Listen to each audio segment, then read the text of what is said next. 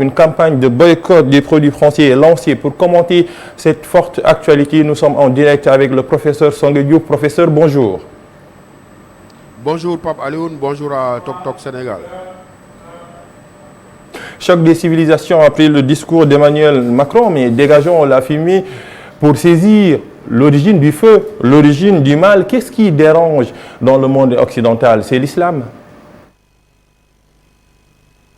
Ce qui dérange, oui, bien sûr, le mal absolu du point de vue de l'Occident, c'est l'islam.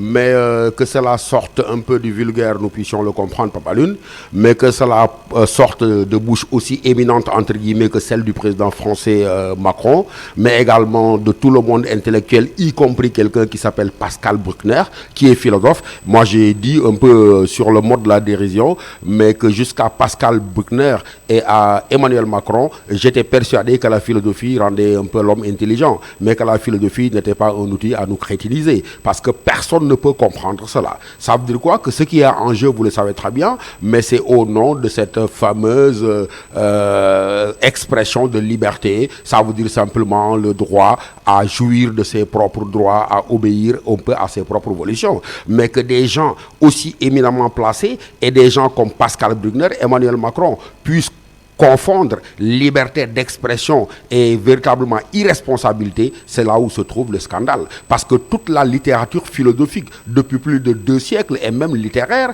elle consiste à nous enseigner au moins de Mallarmé jusqu'à Jean-Paul Sartre que la liberté implique la responsabilité. Et moi, je ne comprends pas que des intellectuels, des éminences grises de cette trempe-là puissent véritablement, au nom de je ne sais quelle idéologie, puissent véritablement justifier cette injure qui est adressée à la fois de plus de 2 milliards d'hommes sur cette terre-là. Pape Alioune, c'est totalement irresponsable. C'est en toute médiocrité, véritablement, la mort de toute forme de liberté. Parce qu'encore une fois, c'est cet Occident-là, à peine sorti de la laïcité, qui a enseigné à la face du monde liberté, égalité, fraternité, depuis le siècle des Lumières, depuis 1789, et qui en vient, cette civilisation elle-même, à se retourner contre elle pour véritablement nous enseigner que, écoutez, liberté n'implique plus responsabilité, mais liberté rime avec déresponsabilité. C'est véritablement un scandale à tout point de vue.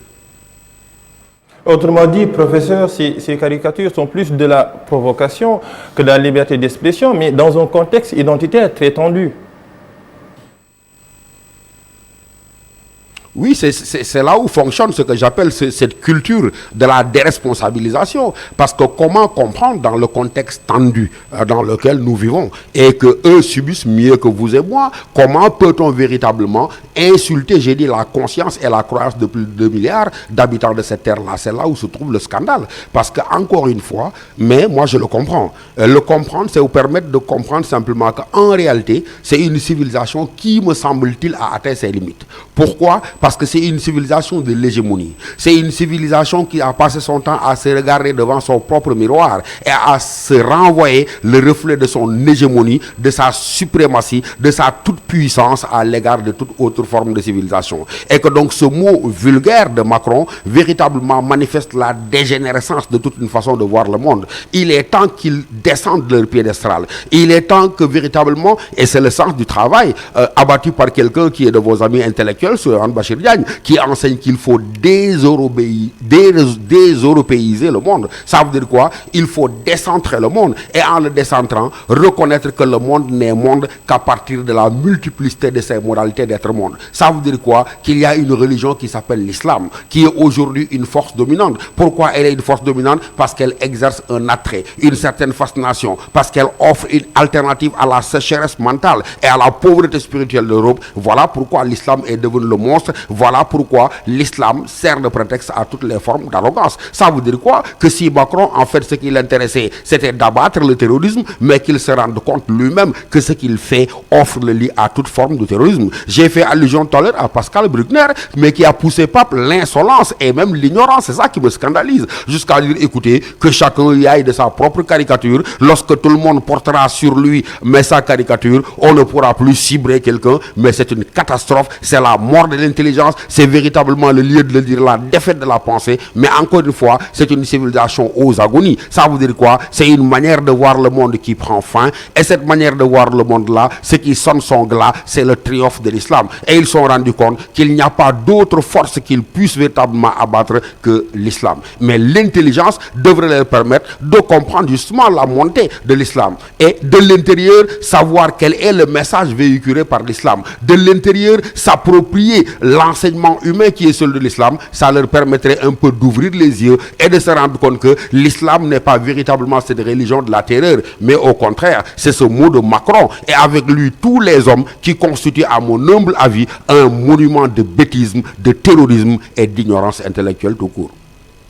Et vous l'aviez dit, l'islam n'est pas une religion de violence, mais plutôt une religion de paix. Aujourd'hui, le monde musulman célèbre la naissance du prophète, paix salut sur lui, un mot sur cet homme, le meilleur des hommes qui a toujours péché la paix entre les hommes.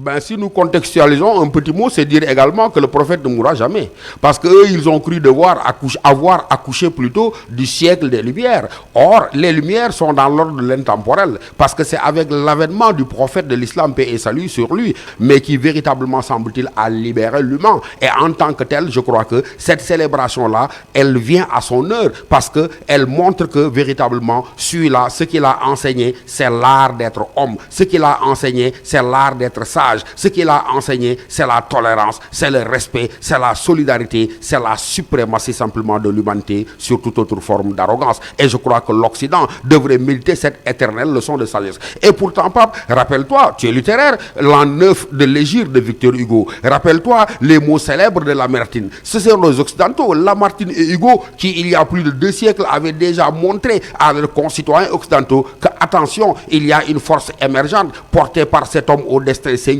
qui s'appelle le prophète Mohammed et que demain sera fait avec lui et que sans lui nous raterions le coche de l'histoire. Et je crois que au lieu de prendre la proie pour l'ombre, au lieu de chercher à tuer ce qu'on ne peut pas tuer, il vaudrait mieux le comprendre, se l'approprier et l'intégrer dans notre culture, parce que la culture occidentale, elle se fera avec l'islam, que les occidentaux le veuillent ou pas. Professeur, merci pour toutes ces précisions, pour tous ces éclairages, surtout concernant l'actualité qui touche aujourd'hui cette crise diplomatique entre la France et le monde musulman, ce qui concerne les caricatures du prophète, paix salut sur lui. C'est moi qui vous remercie. Et c'est tout, Boubacar, pour les mots de l'actualité.